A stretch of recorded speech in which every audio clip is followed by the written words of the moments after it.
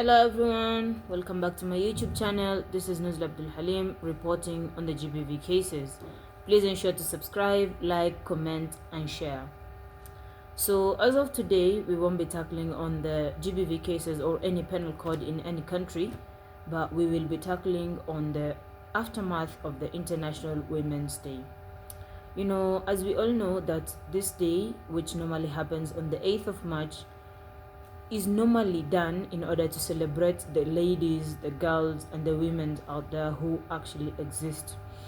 Some of them have been doing an incredible job to the society. They've been contributing very well in the society, in the government, in the states, or across the world. They've been contributing in a great way.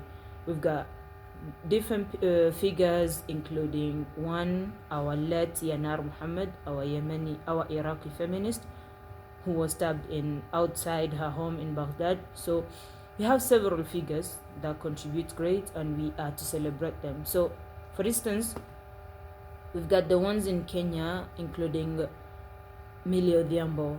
We have our Dr. Nancy Baraza. We also have figures in the Europe who are now spearheading an organization by the name Global Women Leaders, GWL, who are advocating for the rights of women, for gender equality, and also advocating for a woman Secretary General in the United Nations. So this day specifically is for us ladies, celebrating us, our courage, our resilience, our freedom, and our different ways of attaining anything that we've always been in need of. So I know most of us are quite exhilarated for having this particular day officiated in every law, every constitution in any country, but we are still fighting this matter, this crisis, GBV crisis, because it still persists until today, and it keeps on growing in a very tragic way. Because if you look into Brazil just yesterday, or I think it was yesterday but one, we've had a protest, women marching across the roads, talking of a death that had happened, a 17-year-old girl who was gang raped. I thought gang rape cases were just present in India, Mumbai, New Delhi, but now we also have Brazil facing such an issue. We have also women in Sudan who are being tragically raped and then killed. Some of them even have their parts removed or cut off by some of the perpetrators of the war. We also have women who are murdered by their own lovers, just finishing each other over petty issues, maybe cheating or anything other that must be bargaining on in their relationships. Not to forget, we also have cases in South Africa where GBV crisis has now become deeply alarming, even having their president himself now deploying armies to different crime sectors or different crime fields in order to diminish or to depreciate the level of GBV cases in their country.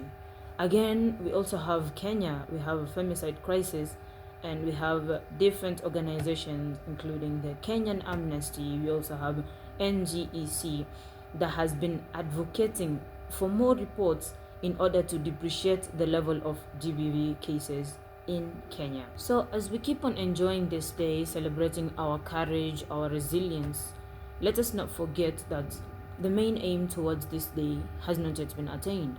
The public figures back then who requested for this day to be made an official had an aim of combating every crisis that is currently going on in different states. So their main interests were to ensure that gender equity, gender equality, and freedom of women is attained to all, and that discrimination of women in any sector or in any field, including engineering, diplomacy, or any other career field, is not done. So as we all celebrate this day, let us all keep it in mind that all these crises are supposed to be fought. If not us, there is no one else who is going to fight for us. Moving back or looking into what had happened exactly on that date, I will only base my video or my recording on what had happened in Kenya. We had Kenyan Amnesty, and we had an organization called by the name NGEC that highlighted on the urgency for stronger support systems and awareness campaigns. GBV has become a very pressing matter, and it has remained as a global threat which requires stronger policies and stronger social change from different people. Let us not allow the exhilaration to take the better part of us. As this day has already been marked as a very important day to every woman, lady, and girl out there, let us also make sure that we be the figures that work towards fighting this crisis, ensuring that it is thrown to the lowest level in the sea.